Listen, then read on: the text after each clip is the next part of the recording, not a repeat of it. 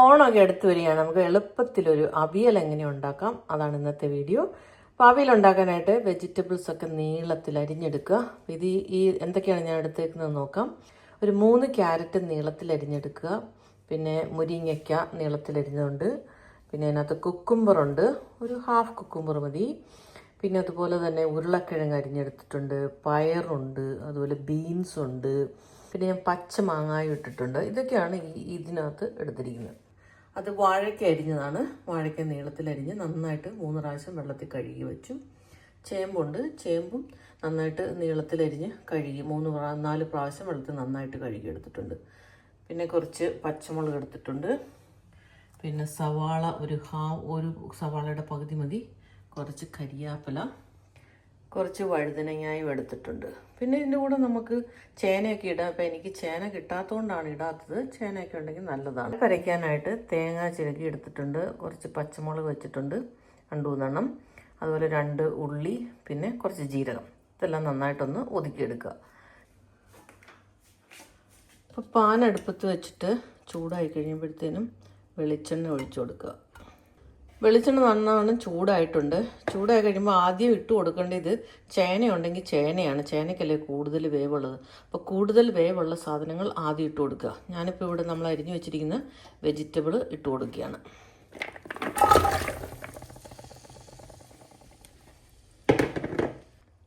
അതുപോലെ തന്നെ വെജിറ്റബിളിൻ്റെ കൂടെ തന്നെ ഒരു 1/4 ടീസ്പൂൺ മഞ്ഞൾപ്പൊടി ഇട്ട് കൊടുക്കുക. പിന്നെ ആവശ്യത്തിന് ഉപ്പ് ഇട്ട് കൊടുക്കുക. ഇപ്പോൾ നമ്മൾ വെജിറ്റബിൾസ് ഓരോന്നായിട്ട് ഇട്ട് കൊടുത്തിട്ടുണ്ട്. എന്നിട്ട് നന്നായിട്ട് മഞ്ഞൾപ്പൊടി ഇട്ട് ഇളക്കി ഉപ്പ് ഇട്ട് കൊടുക്കുക. എന്നിട്ട് വെള്ളം ഒഴിക്കേണ്ട ആവശ്യമില്ല. വെജിറ്റബിളിൽ നിന്ന് തന്നെ വെള്ളം ഇറങ്ങും. നമ്മൾ ഇതിനി മൂടി വെക്കുക. മൂടി വെച്ചിട്ടുണ്ട്. ഇനി ആവി വരുമ്പോൾ ഇടയ്ക്കിടയ്ക്ക് തുറന്ന് ഇളക്കി കൊടുക്കുക. പിന്നെ ഈ ഉള്ളിയും പച്ചമുളകിനും അധികം വേവില്ലാത്തതുകൊണ്ട് അത് പിന്നെ ഇട്ട് കൊടുത്താൽ മതി. പിന്നെ കരിയാപ്പിലയുണ്ട്, അത് നമുക്കൊരു തണ്ടിട്ട് കൊടുക്കാം. എന്നിട്ട് ബാക്കി പിന്നെ അരപ്പ് ചേർക്കുന്ന കൂടത്തിൽ ഇട്ട് കൊടുക്കാം. പച്ചമുളകും സവാളയും കൂടി ഇട്ട് കൊടുത്തിട്ടുണ്ട്. കഷ്ണങ്ങളൊക്കെ ഒരു 3/4 വേവായിട്ടുണ്ട്. ഇച്ചിരി നേരം കൂടെ അടച്ച് വെച്ച് വേവിക്കണം. ഇപ്പം വെജിറ്റബിൾസ് എല്ലാം നന്നായി വെന്തിട്ടുണ്ട്. വേണമെങ്കിൽ ഇച്ചിരി വെള്ളം നമുക്ക് ഒഴിച്ചു കൊടുക്കാം. നമുക്കിനി അടുത്ത ഇൻഗ്രീഡിയൻസ് ആഡ് ചെയ്ത് കൊടുക്കാം. അടുത്ത ഇൻഗ്രീഡിയൻസ് എന്ന് പറയുന്നത് നമ്മൾ അരച്ച് വെച്ച തേങ്ങയാണ്. ഇത് ആഡ് ചെയ്തിട്ട് ഒന്ന് ആവി കയറ്റുക. നന്നായിട്ട് ഇളക്കി കൊടുത്ത് ആവി കയറ്റി ചെക്ക് ചെയ്യുക. വേണം ഉപ്പൊക്കെ ഉണ്ടോയെന്ന് ചെക്ക് ചെയ്തിട്ട് പിന്നെ ഒരു 2-3 ഇൻഗ്രീഡിയൻസും കൂടി ഉണ്ട്. അതിലൊന്ന് കുറച്ച് തൈരാണ്. ഞാൻ പുളി പിഴിഞ്ഞ് വെച്ചിട്ടുണ്ട്. കുറച്ച് പുളി നല്ലതാണല്ലോ അവിയലിന്. കടുക് എടുത്ത് ഒന്ന് ക്രഷ് ചെയ്യുക. എന്നിട്ട് ചുമന്ന ഉള്ളി എടുത്ത് ക്രഷ് ചെയ്ത് വെളിച്ചെണ്ണയും കൂടെ ചേർത്ത് കരിയാപ്പില ഇട്ട് ലാസ്റ്റ് ചേർത്ത് കൊടുക്കുക. നല്ലൊരു ടേസ്റ്റ് വരും. ഇപ്പോൾ നമ്മൾ തേങ്ങയൊക്കെ അരപ്പൊക്കെ അരച്ച് ചേർത്ത് കൊടുത്തിട്ടുണ്ട്.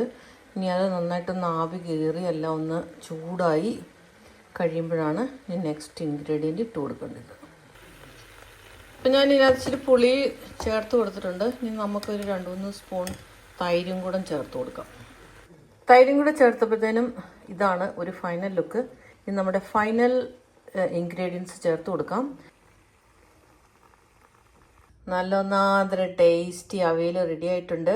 നമ്മൾ തേങ്ങ ചേർത്ത് കൊടുത്തു കഴിഞ്ഞ് ഒരാവി വന്നു കഴിഞ്ഞാൽ പിന്നെ കുക്കറൊക്കെ അങ്ങ് ഓഫ് ചെയ്യുക. കുക്കറിൻ്റെ നമുക്ക് ഹീറ്റിൻ്റെ ആവശ്യമില്ല. ചെറിയൊരു സ്മോൾ എമൗണ്ട് ഹീറ്റ് മതി. അത് ഓൾറെഡി ആ കുക്കറിലുണ്ട്. അതിലിരുന്നൊന്ന് ജസ്റ്റ് ചൂടായിരിക്കും. എല്ലാം കൂടി ഒന്ന് മിക്സ് ആകണം. അപ്പോൾ അവിയൽ വെച്ച് കഴിഞ്ഞ് ഒരു അരമണിക്കൂർ കഴിഞ്ഞൊക്കെ കഴിക്കാവുള്ളൂ. അപ്പോൾ ഭയങ്കര ടേസ്റ്റായിരിക്കും. എല്ലാ ടേസ്റ്റും കൂടെ കൂടിയിട്ട് നല്ല അടിപൊളി രുചി. അപ്പോൾ എല്ലാവരും ട്രൈ ചെയ്യുക. ഓണത്തിന് അവിയൽ ഉണ്ടാക്കി നോക്കുക. അടുത്ത വീഡിയോയിൽ കാണുന്നവരെ ബൈ ബൈ.